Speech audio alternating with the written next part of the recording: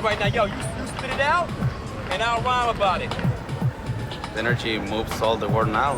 We take it for granted. Because we wake up and we just assume it's still there. The world runs on energy. I think most people can't even imagine what it feels like to not have energy. The energy dilemma? What do you mean? You gotta go into that more.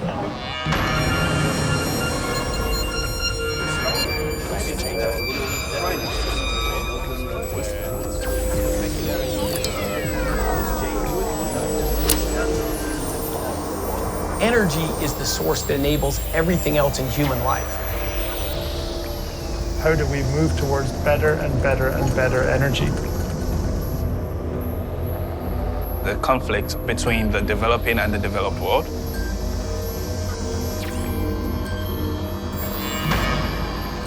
The politicians are making choices and the engineers aren't. Economic issues associated with energy, the environmental issues. Quality of life, life expectancy, technological and social advancement. The key energy problem facing every country in this world is climate.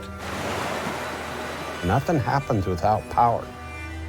To me, the energy dilemma is that we don't appreciate energy enough. In so many ways, it's easy to forget that energy even exists. And yet, like so many things in life, we only realize we've taken energy for granted and it all goes away.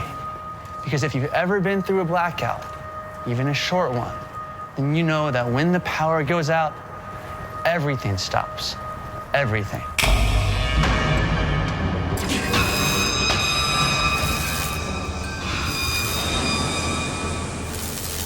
The grid is the central nervous system of our country, connecting us all together, from the mountains to the plains, to the big cities, coast to coast. Everywhere, all the time, everyone is seeking power, and we are all paralyzed without it. People don't understand how many ways we rely on energy and electricity. We all drive places, we all fly places, we all use product that has come out of energy. Electricity doesn't move like almost anything you're familiar with. You put it into a system, and it goes to where there's least resistance in the system. So if there is a lot of electricity going west, electricity will go east. And if there's a lot of electricity going west and east, it will go north and south. So when you turn your light switch on, where does that electricity come from? On average, 20% of the grid is renewables, 20% is nuclear, 40% is natural gas, and 20% is still coal. The electricity grid is the single most important network in the world. Like the rest of energy, it's the enabler of everything else we do. When I turn that light on, the grid as a whole has to be in perfect balance all the time. I turn on a light, and some power plant makes a little bit more power. I turn the light off, some power plant makes a little less power. It's completely in balance all the time. They don't actually understand what the lines, the wires, the power plants, they don't understand what it is. So this profusion of very smart, fancy people not understanding the grid, who are talking about the grid, you get a truckload of bullshit.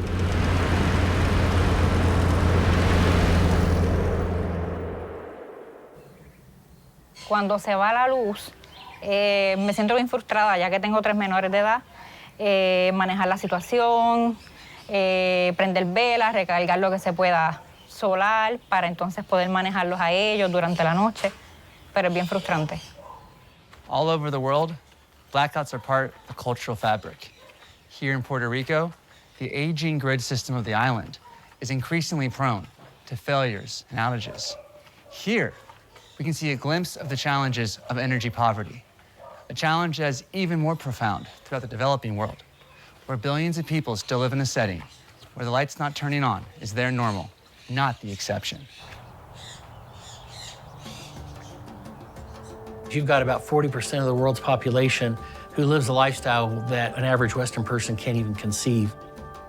We currently have 759 million people across the world who don't have access to energy, predominantly in Africa and South Asia. For someone who is yet to eat today, he's not thinking about what will happen in 30 days. He's thinking about what will happen to him in the next 5 minutes. We still have a third of humanity, 2.5 billion people, that cook their daily meals burning wood, dung, and agricultural waste. Just the indoor air pollution from that kills 3 million people a year. How is Africa supposed to develop in the context of a world that is trying to move away from those fuels that have enabled industrialization in the past?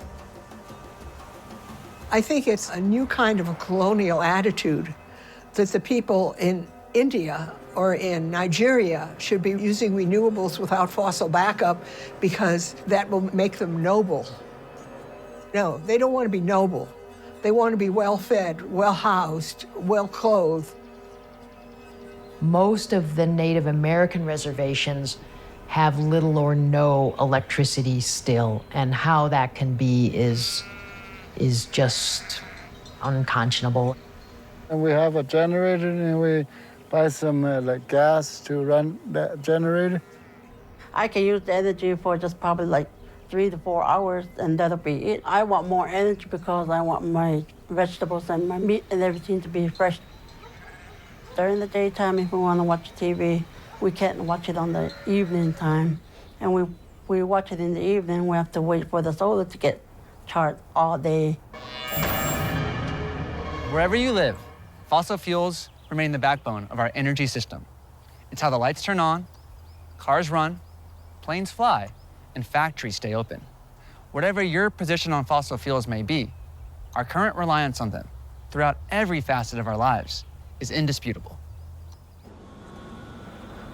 50 years ago, we had a fair amount of oil being used, we call residual oil, dirty oil, and we got off of that for a variety of reasons, including cost. We had some coal, not a lot of coal, we had some coal, and we got off of coal. Now, if you're gonna get off of oil and you're gonna get off of coal, you're probably gonna have to go to something in the short term, and we went to natural gas. When you take solid coal or liquid petroleum or gaseous natural gas, all carbon-based fuels, and you oxidize them, you burn them and add oxygen, you're gonna get a lot of energy. And we built a whole country. You need a reliable source of energy you can actually push that power, and that's coal, and we are the beginning of the line right here. Please look around yourself and identify one product which is 100% not derived from the oil and gas industry. The world consumes 100 million barrels a day of crude oil, 100 million barrels a day. Without crude, you can't move things across the ocean, you can't drive trucks, you can't fly airplanes, you can't create plastics. Like, oil is embedded in the economy. Try to make up your mind, can I live without oil and gas? By adding carbon dioxide to the atmosphere, we're trapping heat on the planet.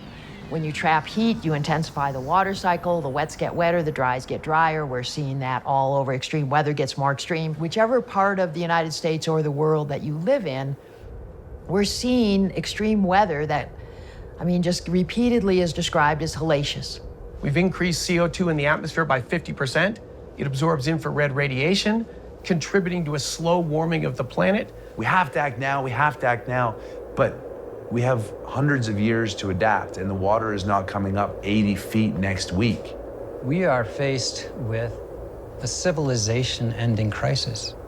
I mean, I don't think that's overstating it at all. I got a good answer. Shut the plants down today. Shut them down. See what happens. If the world's gonna end, by God, let's get her stopped. Climate change is actually real. The problem is, we are not fighting it together. We are fighting it from an ideological standpoint. There are only a few issues that should concern our society as much as climate change. The debate rages everywhere and is a global challenge that requires global cooperation. Now, one of the defining elements of this debate is our energy transition and the shift away from fossil fuels towards cleaner sources of energy.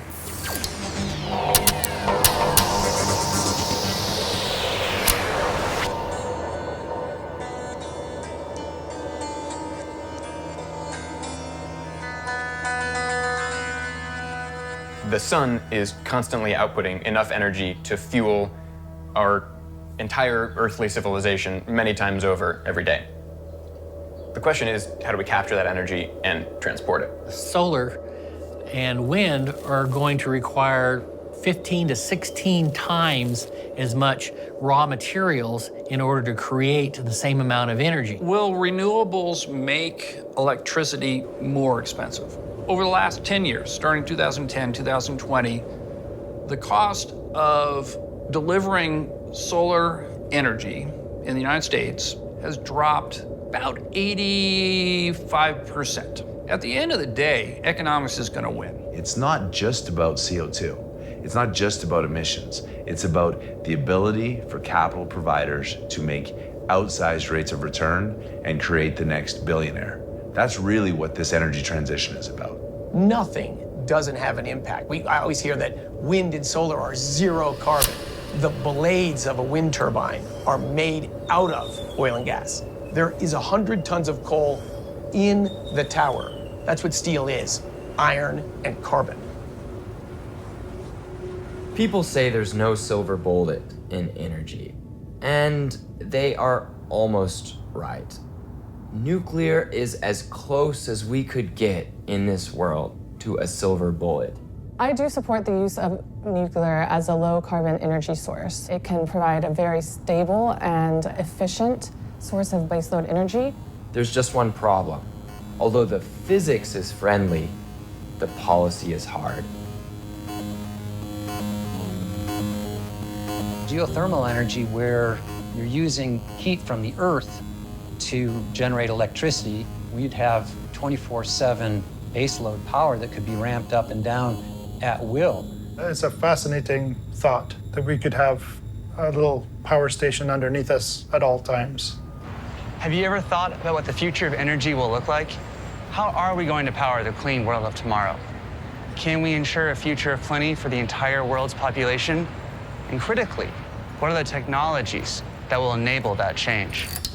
We're going to need other technologies. So hydrogen's one possibility. For long-term storage, hydrogen with fuel cells is becoming up to snuff as something you can use. I think we can make enough green biofuels right now to fly a flight from here to London. But I don't think we can make enough green biofuels right now for every airline that's flying in the world. To back up one coal plant would take about the entire lithium mining of the Earth for about 6 months to a year. So how are you going to back up all these grids with lithium batteries? Cobalt, lithium, copper, magnets, all the things that are required to build solar panels, to build wind turbines, to build electric vehicles. I've heard people refer to the energy transition as not a transition from fossil fuels to renewables, but it's really a transition from fossil fuels to minerals. Look around. Electric vehicles are growing in popularity. There's a lot to like about them. Amazing acceleration, intuitive software, sleek design, fewer emissions. When I drive one, I feel like I'm riding into the future. From manufacturing to consumer demand, the acceleration in the industry is almost as fast as the cars themselves. Yet to bring EVs into every household will be a huge challenge. The grid is not designed with the capacity for tens of millions of vehicles to be charging all at once.